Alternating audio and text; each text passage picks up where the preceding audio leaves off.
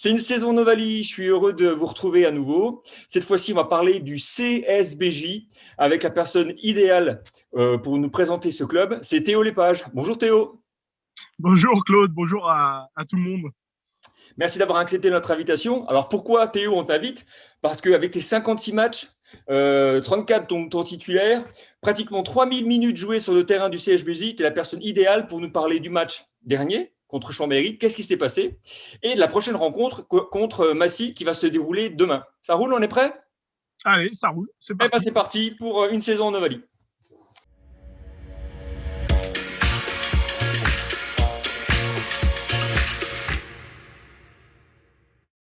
Théo, commençons par le commencement. Ce match contre Chambéry, alors j'ai eu la chance de discuter avec Fabien Lauzeron de Chambéry qui me disait en première mi-temps, on n'est pas descendu du bus.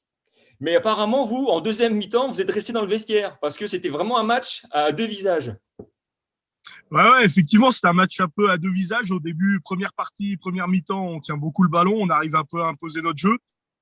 Un jeu d'ailleurs assez sympa, c'était plutôt intéressant. Deuxième mi-temps, Chambéry, mais comme beaucoup de leurs matchs, ils reviennent avec beaucoup d'intention. C'est une équipe qui arrive vraiment à toujours resserrer au score. Donc voilà, ils sont bien revenus. Nous, on a un petit peu déjoué. On a été plutôt indisciplinés. Et sur la partie, voilà, ça fait un match assez serré au final. C'est vrai que oui, vous avez réussi à vous faire déjouer parce que vous prenez un carton, ça vous met vraiment en difficulté. Et en fait, il gagne cette mi-temps 13-3. Il a fallu que votre ouvreur Dunlop marque une pénalité pour vous donner un tout petit peu d'air, mais le final était vraiment haletant. Je crois que c'est même Nicolas Cachet qui la marque à la fin la pénalité, mais oui, effectivement, heureusement qu'on la marque pour pouvoir souffler en fin de deuxième mi-temps. Mais du début à la fin, ouais, c'était un match un peu âpre, un peu dur. Alors, Bourgoin, vous êtes une équipe assez étonnante parce que au classement général, vous êtes en cinquième position avec trois matchs en retard. Ouais, sur l'ensemble, tout va plutôt bien. On a fait quand même des non-matchs, notamment à Dax et à Tarbes, où là, on n'était vraiment pas sorti du bus. Donc voilà, c'est des jokers qu'on s'est grillés. Maintenant, pour pouvoir accéder à ces quatre premières places, on sait que les faux pas, faut plus trop en faire. Ça va être dur. Il y a des très belles équipes devant, des très belles équipes aussi sur tout le championnat. On voit que c'est quand même assez homogène. Maintenant, à nous de faire le boulot et puis pour pouvoir atteindre notre objectif qui est de se qualifier. Bien sûr. Donc là, c'est vrai que pour pouvoir avoir un œil un peu plus clair sur le championnat, le classement britannique nous aide beaucoup. En fait, vous êtes à +2 avec une victoire à l'extérieur. Finalement, il y a vraiment moyen de pouvoir jouer les premiers rôles et préparer les playoffs dans les meilleures dispositions. Voilà, exactement. Le classement britannique, il est assez important, notamment dans ce type de championnat, et notamment avec les crises qu'on connaît tous. Hein, donc voilà, il est à suivre de près. Et encore une fois, à nous de justement remplir les objectifs pour bien se positionner sur ce classement britannique et pour pouvoir postuler dans ces quatre premières places. Au classement de l'attaque, vous êtes une équipe qui, malgré vos trois matchs en retard, avait des belles capacités offensives, parce que vous êtes au sixième au classement, et vous avez réussi à avoir un total de 178 points. Ouais, ben voilà, on essaye de produire un jeu plutôt pragmatique, engranger des points, voilà, c'est important. En encaisser le moins possible, c'est aussi important. Et ce qui compte avant tout, c'est les victoires ou pas à la fin du match. Au niveau de la défense, vous êtes la meilleure défense du championnat, donc bien sûr, il y a des matchs en retard, mais ça montre quand même vos valeurs, et vous êtes première au classement de la défense avec une large avance sur le deuxième qui est Albi, ils avaient 16 points d'avance. D'accord, ouais, ben voilà. Bon, t'es mieux calé que moi sur nos points du championnat, mais c'est vrai que ça reste important. Après, encore une fois, on a trois matchs de retard, et c'est une fois qu'on aura récupéré ces trois matchs qu'on pourra vraiment faire les comptes. Alors, toi qui as beaucoup d'expérience par rapport à la fédérale, donc là on a déjà joué 72 matchs en national. Comment tu trouves ce niveau, toi, général de cette poule et la création de cette division qui était là pour préparer la Pro D2? Est-ce que pour toi c'est une réussite? Ouais, globalement, c'est vraiment intéressant. On a quand même un championnat qui est relativement, voilà, comme je l'ai dit, homogène. On arrive à avoir des très belles équipes. C'est un peu l'antichambre de la Pro D2. Ça nous prépare d'autant plus pour justement l'accession. Non, c'est vraiment une bonne chose et c'est une belle petite catégorie, une belle poule, quoi. Alors, il y a un match sérieux qui vous attend demain. Donc, vous allez rencontrer Massy pour la première fois. Avec les jeux des matchs en retard, vous ne les avez pas encore rencontrés. Et Massy, qui est une équipe qui, en ce moment, a un regain de forme et une équipe qui, je pense, qu'il ne faut pas prendre à la légère, qui doit vous faire un petit peu peur. Effectivement, Massy, on les prépare vraiment sérieusement. Euh, on a joué contre eux en amical où pour nous ça s'était très bien passé, mais l'amical c'était cet été. Du temps s'est passé d'ici depuis là-bas, depuis cet été, voilà.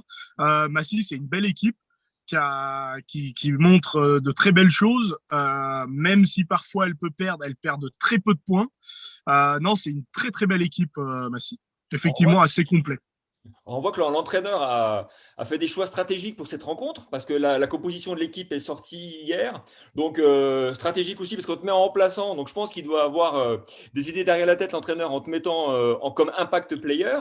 Ce que j'ai remarqué quand même, quand j'ai regardé les chiffres par rapport à la rencontre précédente et la dernière composition, c'est que vos avants sont plus jeunes. Vous avez fait la prime à la jeunesse. Vous avez un point moyen des avants qui a réduit aussi, donc peut-être plus de mobilité. Donc, vous voulez certainement contrer Massy sur ce jeu d'attaque qu'ils ont. C'est une équipe vraiment mobile.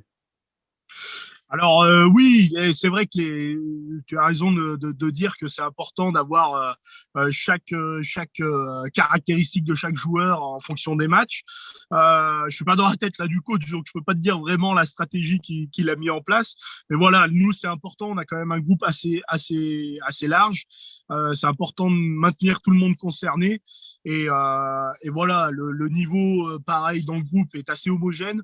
Qu'on remplace un tel par un tel, ou ça reste très homogène sur le niveau global de l'équipe. C'est vrai que vous avez une Donc équipe. l'équipe est toujours compétitive. C'est vrai que vous avez une équipe sur le papier qui est vraiment jolie. Alors là, vous avez un marathon quand même à jouer. C'est un championnat, c'est un sprint, mais qui se court comme un marathon. Donc, il y a eu ce match contre Chambéry, donc, qui a été un petit peu compliqué. On a parlé du scénario. Mais là, vous enchaînez 4 matchs de suite maintenant. Donc, Massy, on vient d'en parler.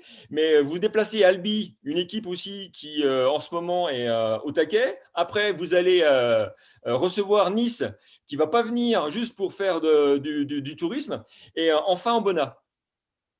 Ouais, effectivement, on a un beau petit bloc, et puis tu racontes pas la suite, mais c'est vrai qu'on a encore le même bloc qui est juste après. On a un bon gros bloc, il va falloir prendre les matchs les uns après les autres, savoir bien étudier l'adversaire, bien étudier surtout notre jeu, et puis gommer les petites erreurs qu'on fait précédemment et pas les refaire, et puis comme ça on peut aller que de l'avant. Ouais, c'est vrai que tu as entièrement raison. Alors, moi, je suis passionné par ce club, votre histoire. Donc, c'est un club quand même historique qui fait rêver tout le rugby français. Et mon émission s'appelle Une saison Novali. Et forcément, quand tu as un club qui a réussi à créer son propre mot, la Bergalie, forcément, pour moi, ça titille ma curiosité. Donc, j'ai voulu comprendre un petit peu ce que c'était que la Bergalie. Et en fait, j'ai regardé par rapport au championnat. Votre équipe a le plus petit effectif du championnat, mais une qualité assez incroyable. Et vous arrivez à être compétitif avec seulement 36 joueurs au niveau du championnat. C'est assez étonnant. Ouais, après, plus petit effectif, je savais pas du tout. On a quand même un bel effectif, il y a du monde. Je sais pas si beaucoup d'équipes peuvent se permettre aussi, même maintenant en Pro D2 avec la crise, d'avoir 36 joueurs très compétitifs.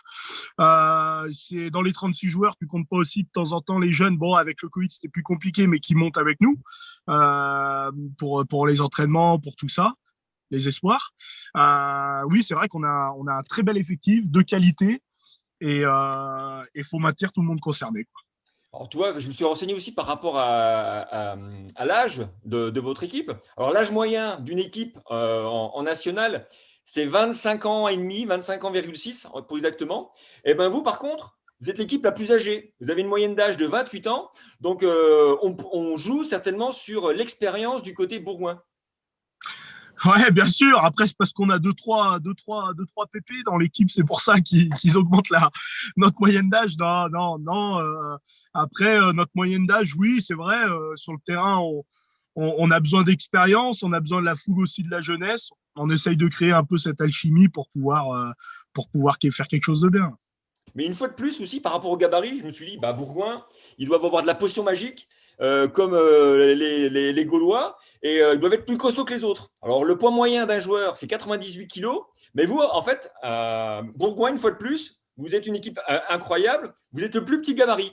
Vous êtes à moins de 96 kilos en moyenne par rapport, par exemple, à Dax, qui a pratiquement 100 kilos. C'est si incroyable, ça. Ah, on a que des mecs fit, tu sais, dans l'équipe. Là, il y a que des mecs qui poussent fort de la fonte, qui sont plutôt endurants. Ouais, ouais, mais c'est intéressant. Tu sais, maintenant, le gabarit, il faut avoir un autre regard là-dessus. Le rugby, ça change. On le voit, nos Français, on voit nos Français qui sont bons en ce moment à Six Nations. Bah voilà, on a des plus petits gabarits, mais qui courent, qui se font des passes. C'est quand même intéressant à voir. Et je pense qu'on va tendre vers un rugby un peu plus voilà d'évitement et c'est intéressant d'avoir des gabarits un petit peu plus légers quand c'est comme ça.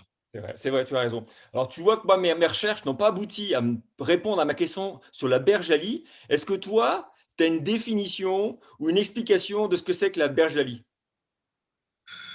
La bergalie, c'est avant tout un microclimat. Ouais. Non, je rigole. Non, la bergalie, c'est vraiment sur le point de vue du rugby. Bourgoin, aujourd'hui, on connaît Bourgoin grâce au rugby. Bourgoin, tu lui retires le rugby, c'est une autre ville, c'est une très belle ville aussi. Il y a une belle activité, on est quand même sur un axe entre Grenoble, Lyon, la Savoie, Chambéry. C'est quand même un petit épicentre qui est intéressant. Voilà, Bourgoin, on va continuer de faire vivre un peu ce côté un peu mythique. Et puis voilà, la Bergalie, c'est ça, c'est le rugby, c'est les bons vivants, voilà. C'est chouette. Parfait. Merci Théo pour cette explication, pour cette image de la bergalie. Alors, toi personnellement, donc, ça fait plusieurs années que tu es au club, tu es arrivé donc en 2007. Donc, tu as un nombre de matchs conséquent, tu es vraiment quelqu'un d'important pour l'effectif, pour le club, c'est-à-dire dans le terrain, mais aussi en dehors. D'un point de vue personnel, tu as aussi marqué beaucoup d'essais. Donc, tu es un joueur qui est connu pour sa défense, mais aussi pour son jeu offensif. Tu aimes aller titiller la ligne d'en but. Ouais, bah, je joue au rugby, on aime bien le ballon, quoi, dès qu'on joue au rugby. C'est vrai que j'aime beaucoup la défense. Il faut essayer d'être à peu près, d'avoir un peu des forces dans tous les domaines et puis voilà, travailler à fond ses points forts, essayer que les points faibles ne soient pas trop des points faibles des pénalisants. Et puis voilà, j'essaye d'évoluer comme ça dans mon rugby, mais c'est grâce à une belle formation aussi grenobloise au FCG que j'ai pu acquérir tout ça. Et à Aix-les-Bains où j'ai commencé, c'est surtout Aix-les-Bains, pardon, qui m'a aussi beaucoup formé. Ah, c'est bien de rendre hommage à ces clubs formateurs. Je suis très content. Alors, c'est vrai que tu as 10 essais, et je me suis dit, mais 10 essais, c'est quand même important dans le club. Alors, tu es bien placé au niveau des meilleurs marqueurs dans le club, mais tu as un nombre quand même de joueurs devant toi. Et est-ce que tu connais le meilleur marqueur du club en activité? En activité, je parle, hein. Avec les années, ça doit être Bogdan Léon ou Mathieu Nicolas, non? Alors, c'est Mathieu Nicolas. Et Ah ouais, bah tu vois, Mathieu. devine le Ah, nombre ouais. d'essais qu'il a, Mathieu Nicolas. Ah, lui, il en a un paquet, lui. Il en met un paquet, lui. Il doit en avoir 25. Il en a 30. 30 essais. 30. Ah, bah tu 30 vois. essais, ça c'est incroyable. Alors, le deuxième, c'est Raphaël Raymond. Raphaël Raymond qui a 15 essais. Donc tu vois, il y a Ouais, vraiment une différence assez incroyable. ouais. En troisième, c'est Mawalou avec 14 essais. Donc ils se talonnent tous les deux, ils se tirent la bourre. Et Léonte, en fait, il arrive qu'en troisième position avec 12 essais. Le D'accord, gars, ok. donc, toi, c'est rigolo. Donc, record. Ce qui est bien, c'est que vous avez bien sûr les trois quarts qui marquent beaucoup, mais aussi les avants. Donc, Léonte avec 12, Kribache, Mohamed Kribache avec 11, et toi, tu arrives avec Kevin Rivoire à 10 essais. Donc, une équipe qui marque avec les trois quarts et avec les avants. Ah, bah tu vois, d'accord, ok. Ouais, bah super. Bon, c'est cool. Alors, on va pas parler que du rugby. Alors, j'ai envie de parler aussi l'extra sportif. Donc, dans le rugby, on n'a pas les moyens donc, de faire des carrières très, très longues. Il faut penser à l'après-carrière. Donc, qui a déjà réfléchi. Parle-nous un petit peu du fumeur français et de cette aventure. Alors à côté, c'est vrai que j'ai créé une petite boîte, le fumoir français. Bon, j'ai l'actuel président Henri-Guillaume Guédan qui m'avait également aidé dans cette nouvelle aventure. Je suis associé avec Nicolas Miranda, un ancien joueur de Bourgoin-Jallieu, un Argentin, Peruccio on l'appelle, et qui lui est vraiment qui a un petit don vraiment pour tout ce qui est la viande, le poisson. Et donc, on fait effectivement du fumage à chaud et du fumage à froid. On fait des événements traiteurs. On peut nous appeler, on vient avec notre gros barbecue et on organise des. Bon, on a fait des mariages, notamment surtout les brunchs. On fait beaucoup d'événements pour les entreprises, des réceptions d'entreprises. Voilà, des team building, des trucs comme ça. On fait plein de choses, ouais, voilà, avec le fumoir français. Bah, c'est chouette. Alors, en cette période de crise, c'est bien d'avoir des entreprises qui restent dynamiques et qui arrivent à sortir leur épingle du jeu. Donc, je te souhaite plein de réussite au niveau du fumoir français. Et je voulais savoir, alors, qu'est-ce que ça t'apporte? Alors, je pense qu'il y a, c'est bien sûr, c'est du boulot, c'est du travail, mais je pense que d'un point de vue humain, ça apporte énormément. Est-ce que ça te permet de garder les pieds sur terre, de garder un contact avec la réalité du monde professionnel? Est-ce que ça te permet aussi de t'épanouir dans le rugby grâce à un épanouissement en dehors? Comment tu vois l'apport positif de cette entreprise pour toi? C'est exactement ça. C'est vraiment arriver à décrocher un peu du rugby. On vit rugby quasiment, ben voilà, j'y suis tous les jours, hein. C'est important aussi d'arriver à se vider un peu la tête, de s'épanouir dans d'autres domaines. Ça me prend un peu de temps, mais sans trop impacter mes ambitions rugbystiques. Donc c'est assez intéressant. Et puis voilà, j'évolue comme ça maintenant depuis 2 ans. Et c'est vrai que c'est un vrai bonheur. Alors, c'est un très bel exemple pour les autres joueurs, la jeunesse. Alors, je suis épaté par ton niveau de jeu et puis ta capacité aussi à développer l'extra-professionnel, l'extra-sportif, pardon, et le niveau professionnel. Donc, c'est super bien. Je te souhaite Merci. plein de bonnes choses, Théo. Donc, déjà un bon match pour demain, que les phases finales soient au rendez-vous. Et merci encore d'avoir accepté l'invitation à une saison en Ovalie. Merci à toi, Claude, et puis bonjour à toutes et tous auditeurs. Merci.